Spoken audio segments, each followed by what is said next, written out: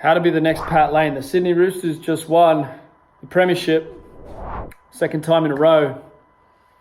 That doesn't happen very often. That may never happen again. They may go 3 times in a row. Who knows? This video, I'm going to talk about how to become like Pat Lane, how to be more like Pat Lane.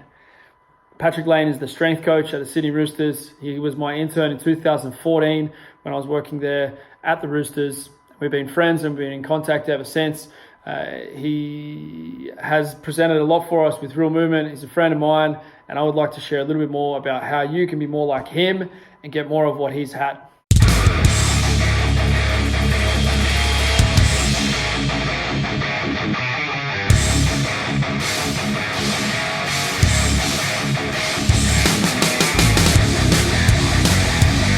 When I met Pat Lane, who was working at Fitness First, he was actually on the front desk. He wasn't a personal trainer, but he'd worked alongside, or at least the personal trainers at that gym, with some guys who've gone on to become very successful in the fitness industry. So he'd had some associations with guys who'd been doing well, although he didn't actually have much experience as a coach. He got taken on by another commercial gym, and he actually got sacked from that gym just after he became an intern with us in 2014 at the Sydney Roosters. But the reason why I brought PJ on as my assistant in 2014 was because he came to the workshop that I'd run the year before, Strength Essentials, or a few months before.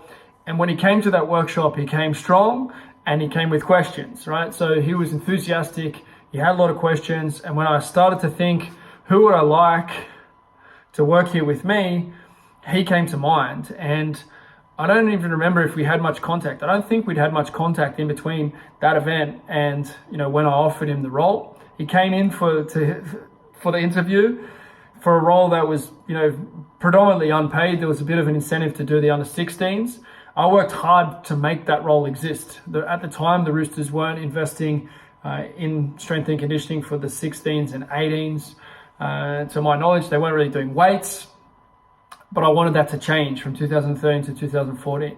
Now, it happened to be a good thing because we had guys like Latrell Mitchell, Victor Radley, Joseph Manu, and a number of other players who've gone on to do well were actually in those teams. And I don't believe they would have done as well as soon had they not had serious strength training in their formative years. You don't get those years back. Some guys they just miss it. They don't get their opportunity because they didn't get strength training young enough. And this is particularly true for the less athletically gifted guys. Bigger, earlier maturing athletes tend to keep getting picked in teams, but often they're not going to be the best players because the best players have to work a little bit harder to try to keep up. And then when they eventually hit their physical straps, then they start to dominate. But PJ Lane, massive enthusiasm, full of energy, full of questions, not scared to speak. He got in the game. In 2014, he probably won the most challenged award at the Roosters, maybe most abused if you wanted to put it in another way. But, interns get questioned, they get challenged if you've been in that situation, or if you've been an athlete with interning coaches around. He was tested. He was tested as much as any human could be tested in that kind of environment. He was a young, enthusiastic guy. Fortunately, he's a redhead and he's extremely resilient, and he laughed it all off and he stayed strong and he took on more and more responsibility. His role primarily that year with the NRL was to work one-to-one with players who were injured or suspended. Okay, so I was doing the main strength program, the speed on the field, nutrition, and I was delegating some of that task to Pat. And so he worked individually with guys as they were injured. Sometimes it was me, sometimes it was him. Usually, initially, I was setting the programs. Eventually, Paddy had more control. Though we did do a lot of dense strength that year, which I don't think Paddy's used at all since. But, we had some great results with those injured guys, and that kind of got Paddy some respect to hang around next year as an assistant. And he hung in there as an assistant for another 2 years, I believe. And then he got the opportunity to be a strength coach, to actually be the main strength coach. It wasn't called the head of strength, but he was the strength coach and there wasn't anyone else.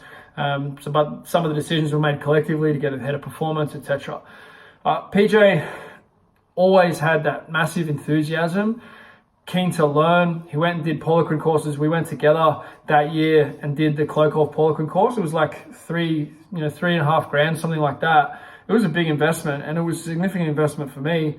For him at that time, it was probably an even bigger investment, but he turned up to that event. He was full of questions. He wrote a lot down, and I learned a lot from Paddy. Like he was always confident to speak up. He coached with confidence. He had a loud voice. My nature was more introverted and not necessarily to shout and scream and carry on too much. I had pushed that more out of myself, and I definitely did a better job of that during the 2013 season, and then during 2014 season as well. But working alongside Paddy definitely helped me with that. Over the years, he's continued to learn, he's continued to ask questions, he's continued to upskill, he's done other courses. We consistently discuss, strength and conditioning. Lucky enough to, have had the opportunity to be a consultant with the Roosters over the last 2 years. Primarily, my role has been around wellness, nutrition, lifestyle, that kind of stuff. But we always speak about strength as well. And this year, getting deeply into the ATG system with Ben Patrick, a lot of our conversations have been around that sort of work. And if you're in a rugby league team, then you're around a lot of chronic injuries. That's the nature of it. There are a lot of guys at the Roosters who have chronic knee challenges. They've had multiple surgeries, etc. And Paddy has been open to taking on new information to be able to serve those guys better with their knees. It's definitely made a big impact, him getting that stuff right. I had the opportunity to work with James Tedesco at the end of 2014 and 2015 season. Came up to my place for a training camp over Christmas 2014 before the 2015 season. He'd missed a lot of those previous 2 seasons with knee injuries. I think he'd had 2 back-to-back or 3 back-to-back injuries with serious surgeries. And we put some time in and built a foundation that he didn't have. And as a result, he stepped out of training for a little bit longer than he usually would have. He's hardly missed a game, since that time. And I don't believe, it's a big statement, but I don't believe that he would have had that future had he not stepped away for a little while and built a little bit more of a strength base. Now, anyone could have done that. Anyone who had that the foundation knowledge, etc., could have taken him to a different place with his leg. But I was lucky enough to have that opportunity, and now it's PJ managing him and a lot of other players there, and getting the best out of those guys is often about being able to adapt and being able to evolve and not just drive the same program into every guy, because there are differences in the circumstances and the things that the guys have been through there. So I think that's a big strength that Paddy has there. The other probably biggest thing and last thing that I'll talk about is that Paddy trains. Paddy trains like he trains. He trains properly. He trains hard. He's got 150 bench. He's got a 200 back squat. He's power clean like 140s. His deadlift's not that good at 220, but we won't talk too much about that. No, it's like super flat back.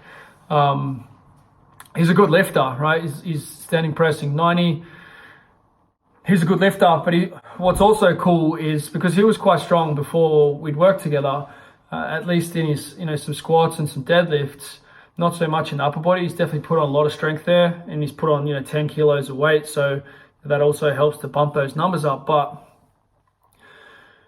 at the same time, he's learned how to do his weightlifting, like he can snatch 100 kilos, whether it's power snatch or whether it's full snatch.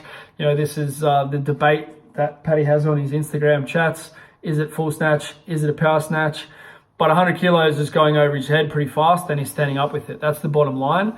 And he couldn't weightlift at all before we started working together. Now, he didn't take on too much of the gymnastics, although he could do ring muscle ups and rolling ring muscle ups, and he can juggle a little bit.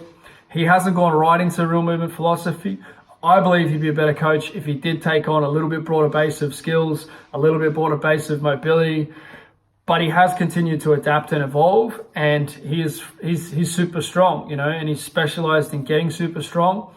Maybe at some stage he'll realize that there's a bit more depth to what he could do, or maybe I'm wrong. Maybe he's right. I'm open to that possibility as well. But seeing him get super strong, I know that players at that club who've been there since I was there, since 2013, they've seen him go on this journey. They've seen him get really strong. and they trust him in this process. Because he's strong, because he's on the journey, because he loves his weights, they see him training, they know that he believes in the stuff, they know that he's enthusiastic for it, he's excited about their progress as he's excited about his own progress. And I believe this is the foundation. Every coach that I work with who's really valued their own journey and has progressed to another level has been in a position to help more people. Now, there is the odd guy that just wants to train himself. That's a terrible coach.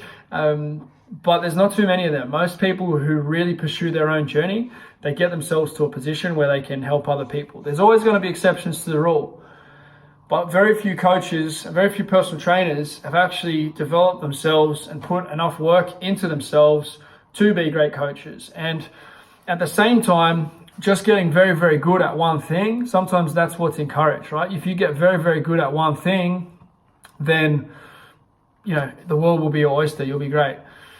You need to be good at two things. You need to also be humble enough to know that when you try new things, it's a different game. Okay, so you want to have two things that you're really good at, two areas that you're really good at, but then you want to stay in touch with what it's like to be a beginner as well. Okay, so I would encourage you to always be learning something new, as well as refining your craft and learning. So I hope you got something out of this. I know that I've got a lot from working with Paddy, and I've really enjoyed the opportunity to room with him over the last couple of off-season trips, and all our conversations, our Insta chats, seeing his journey, seeing his lifting, and now seeing him wearing those 2 premiership rings from 2013 at that workshop. It was probably a pretty long shot that he would have been wearing 2 championship rings right now. Had he not been to those events, I would give you 1,000,000 to 1 odds that he would be doing that right now. So he stepped up, went to that education event. He came in with full enthusiasm to win that intern role. And, he hasn't looked back. He just kept looking forward. This is who I want to be. Embodying that, strong decisions, strong actions. Very few people ever do that, and very few people will ever achieve what he's achieved. But I've just laid out a blueprint for it. If this is you, make a call. Comment below your thoughts. What strength coaches inspire you? What approach to being a performance coach do you believe in most? What are you adding to your skill set? Who do you want to coach to a win? I'd love to hear from you. Let's talk soon. Thanks for checking out the video. Next step, join the Real Movement team. Work together with myself, with the team of coaches at Real Movement. We're building Real Movement Uni, RMU.